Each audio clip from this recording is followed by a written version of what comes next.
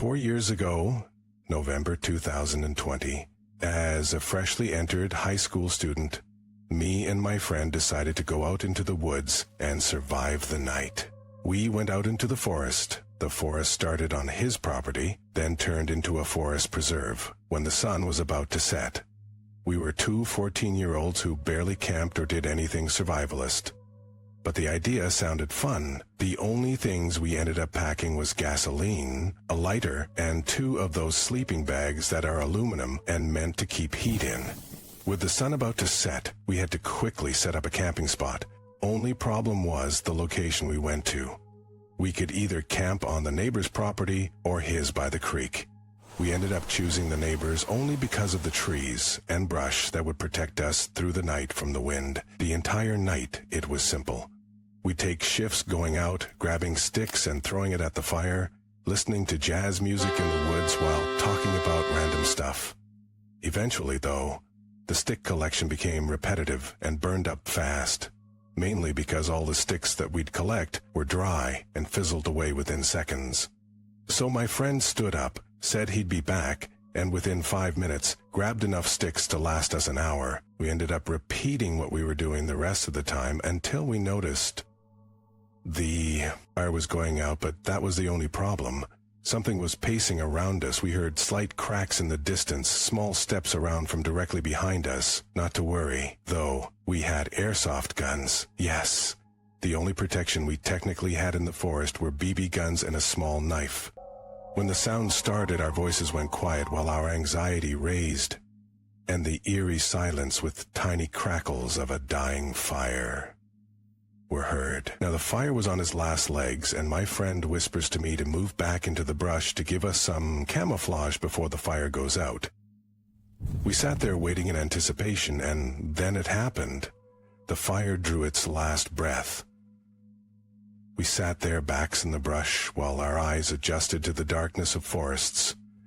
It wasn't long before, eventually, our anxiety wavered, and we went to speak again.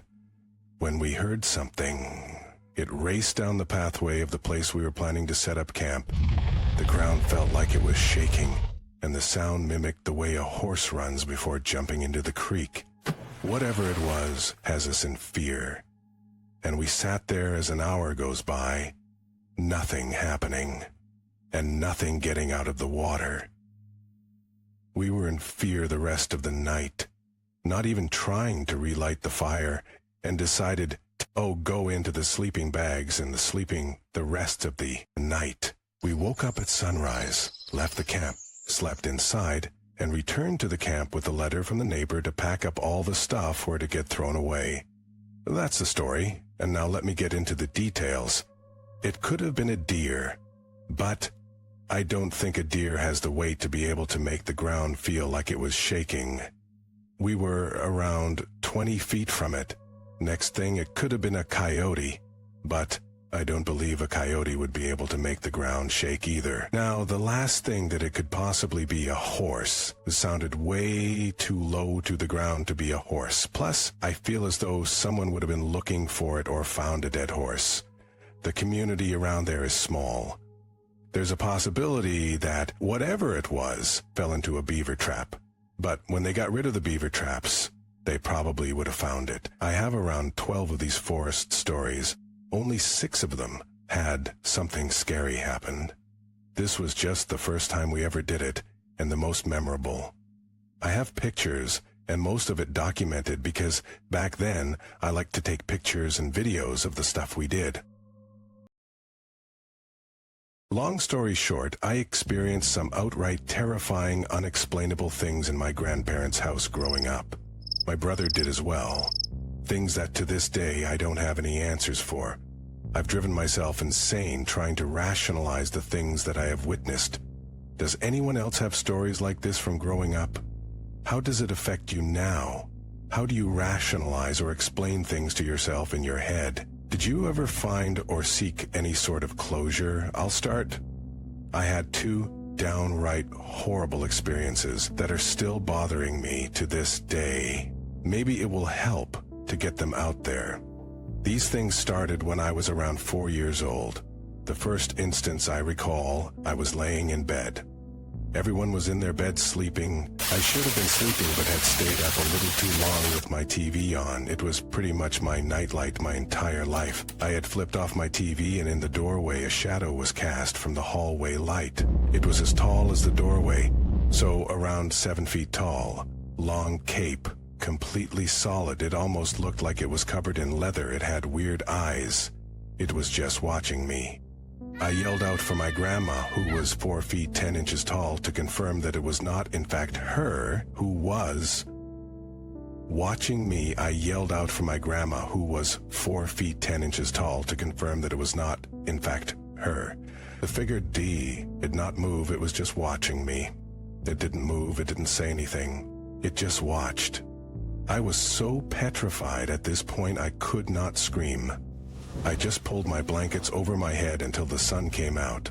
My brother and his girlfriend saw this figure years later, described it to a T, and they had no knowledge of this story, as I was too afraid to talk about it for years and years. I even sketched it out in a book when it happened, and I still have my shitty 4-year-old me version of what I saw. Fast forward a year or two.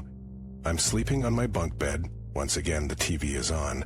I'm facing the wall and the TV is facing me. I heard the old TV click off. I just rolled over and cut it back on, thinking I had maybe hit a button on a remote. I rolled back over and closed my eyes. I heard the TV click off a second time. I rolled back over and clicked on the TV. The third time this happened, I started to panic. I heard a horrible voice saying, "Look at me, look at me," almost like a dead-eyed voice. I never looked. I laid there so scared. It felt like something was breathing down my neck, and it was loud. I was wide awake, not asleep. It felt so evil. Both of these experiences have really continued to bother me. I still see the thing in my head. I still hear that voice. It's etched into my brain. We have collectively all experienced weird things in this house since then. Nothing as scary as these two things, however. I don't believe in a god or the supernatural or anything like that. I have a very rational, scientific brain, and I think that's why this is continuing to bother me. I've considered trying to seek out proof with cameras, voice recorders, just to give myself some closure, but I'm also terrified to open that door up, if it does exist. Does this seem evil? Is that a thing? Recently my grandfather has talked about seeing my grandmother. I can't shake the feeling that if this thing does exist, it feeds off the vulnerable, and now it's presenting itself as my grandma? This all seems too wild to talk about with Reddit strangers, but also maybe that's where the answers lie. Thoughts? Stories? Anything? Literally anything that would make me feel less insane? Do I talk to mediums? I don't even believe in this stuff. I just want answers or closure or something. Help! This is a story told to me by my roommate. It happened 3 years ago in 2022. It was the week of Thanksgiving, and my daughter's boyfriend had invited me and my daughters over to his family's house in Connecticut to spend Thanksgiving there.